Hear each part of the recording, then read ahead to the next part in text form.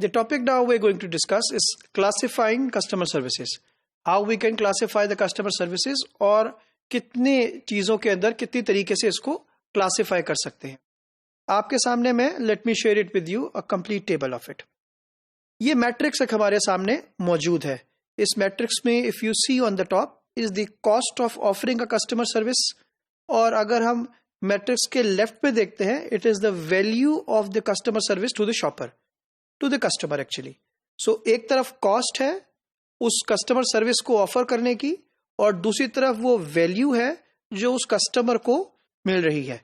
इस टेबल को समझने के लिए मैं आपको सबसे पहले हेल्प करता हूं कि किस तरीके से आपने इसको अंडरस्टैंड करना है. तो सबसे पहले हमारे पास if you see on the top, तो हमारे पास cost of offering the customer services, if the cost is high and the value the customer services shopper is also high, इस केस के अंदर हम फर्स्ट ब्लॉक के अंदर हैं which is called patronage builders. So actually इस तरह की कस्टमर सर्विसेज जो है वो पैटर्नेज बिल्डर कस्टमर सर्विसेज कराती हैं, बिल्ड कर रही होती हैं आपका पैटर्नेज. सो इन एक्टिविटीज के अंदर, इस तरह के केसेस के अंदर cost of offering the customer services is actually very high, और ऑफ कोर्स जब आप यू स्पेंड हाई तो value the customer is also high in this case. दूसरा हमारे पास मौजूद है कि जहां पर cost of offering the customer services is high but the value to the customer is low. So इस तरह के केसेस के अंदर ये एक्चुअली कहलाते हैं डिसअपॉइंटर्स. सो डिसअपॉइंटर्स के केस के अंदर अगर आप ग्रेड 2 में देखें तो आपके पास डिसअपॉइंटर्स हैं. ये एक्चुअली एक्सपेंसिव एक्टिविटीज हैं, बहुत ज्यादा कॉस्ट है इनकी, लेकिन इनसे आने वाला बेनिफिट जो एक्सपेक्टेड आउटकम है या जो कस्टमर सर्विस एक्सपेक्ट करता है कस्टमर, वो लो है. थर्ड ग्रेड की अगर हम बात करते हैं सो वो हमारे पास है पैटर्नेज सॉलिडिफायर्स. ये किस तरह की हमारे पास एक्टिविटीज है? ये वो है कि कस्टमर सर्विसेज जिनकी कॉस्ट लो है लेकिन इनका बेनिफिट जो है वैल्यू टू द कस्टमर है वो it is high. So patronage solidifier जो है ये actually one of the ideal situation है कि जहां पर किसी कॉस्ट ऑफ सर्विसेज जो है, cost of offering the customer services is लो, लेकिन आपको जो बेनिफिट उससे मिल रहा है कस्टमर को वो हाई है. फोर्थ ग्रिड के अंदर अगर हम आते हैं वो हमारे पास है बेसिक्स. सो बेसिक्स क्या है कि जहां पर cost of offering customer services is low and the outcome of it which means the value to the customer services, value to the shopper is also low. तो इस केस के अंदर, इस ग्रिड के अंदर यहां पर ये कहलाते हैं बेसिक्स या बेसिक कस्टमर सर्विसेज.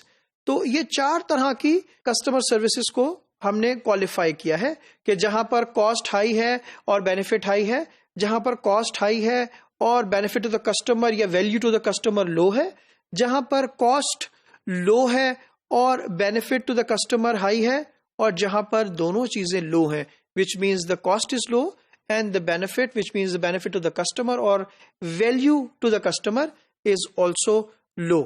तो अब हम इसको डिटेल से डिस्कस करते हैं. सबसे पहले हम उस ग्रिड के अंदर आ गए हैं जो कि लास्ट ग्रिड हमारे पास जिसको भी हमने डिस्कस किया, बेसिक्स की ग्रिड के अंदर.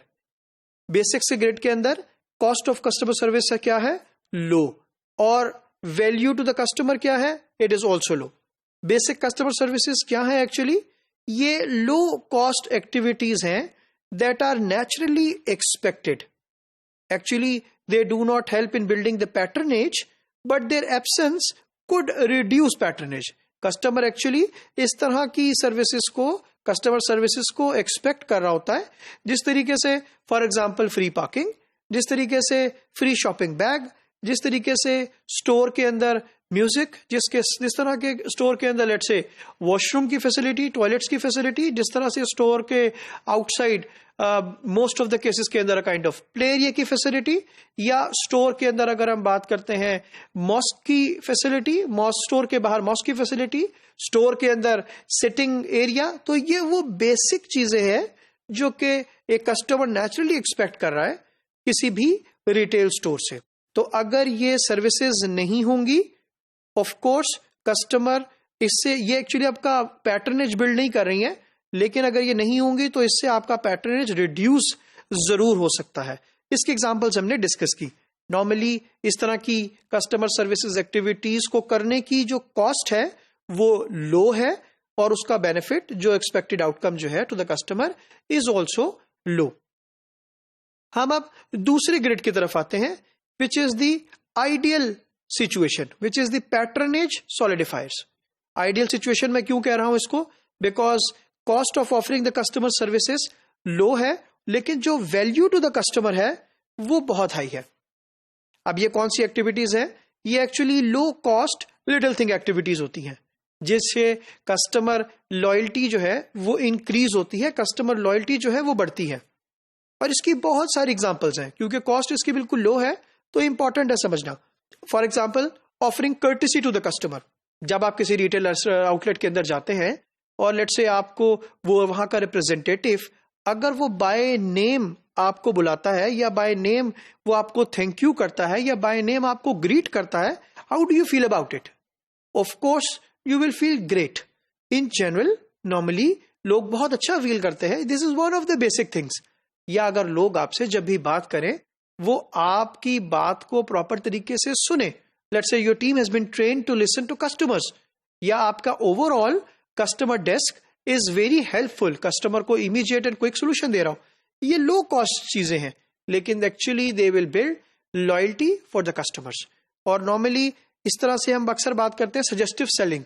एक और एग्जांपल हम डिस्कस कर लेते हैं कि अगर आप कस्टमर को, if customer wants to buy something and then आपके स्टोर के अंदर there is a corner which is offering और there are people who are offering suggestive selling, तो एक्चुअली आप कस्टमर को हेल्प कर रहे हैं उसकी परचेज के अंदर।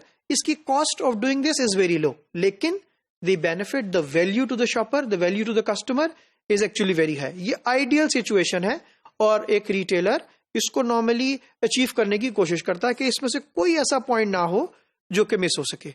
नॉर्मली कस्टमर का फीडबैक लेना, कस्टमर के फीडबैक के ऊपर रिस्पॉन्ड करना is also one of the points, one of the examples patronage solidifiers के अंदर। थर्ड हमारे पास जो कैटेगरी है वो डिसअपॉइंटर्स की है, जिस तरीके से हमने डिस्कस किया। अब डिसअपॉइंटर्स क्या है, this is the cost of doing this service is actually very high but the value to the customer is लो।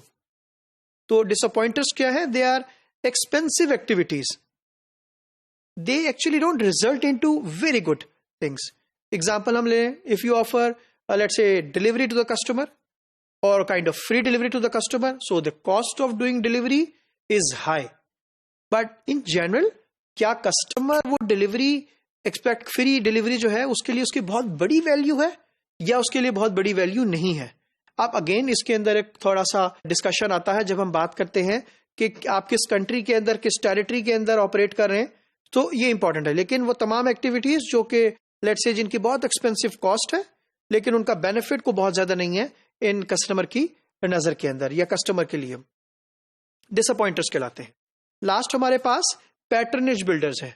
ये वो एक्टिविटीज हैं जिनकी कॉस्ट भी हाई है, जिस तरीके से अभी हमने डिस्कस किया है, और इनकी value to the shopper, value to the customer is also high.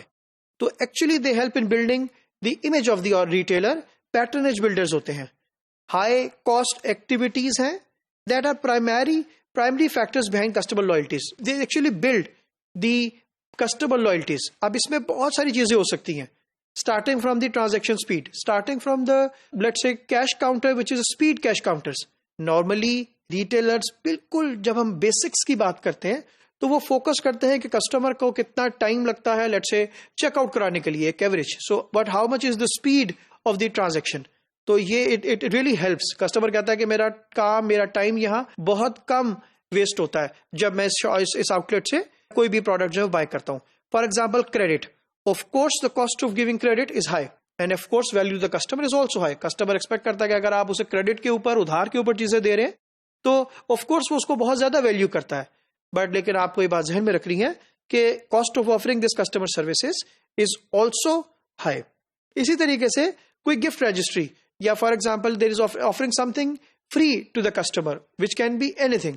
तो इस तरह की चीजें भी they are high cost activities and they actually result into high customer value, और ये बिल्ड करती हैं आपका पैटर्नेज एज ए रिटेलर और हेल्प करती हैं उस कस्टमर लॉयल्टी को इंक्रीज करने के लिए। तो हमने आज इस टॉपिक के अंदर डिस्कस किया क्लासिफाइंग कस्टमर सर्विसेज के, जिसके हमने 4 तरह की क्लासिफिकेशन डिस्कस की, जिसमें from high to low impacts discuss किए, जो कि आपको हेल्प करते हैं as a retailer, as a customer समझने के लिए कि नॉर्मली आपने कौन कौन सी कस्टमर सर्विसेज जो है वो देनी है, कौन कौन सी कस्टमर सर्विसेज जो है वो ऑफर करनी है, और उनका कॉस्ट एंड बेनिफिट एनालिसिस आपके लिए क्या है।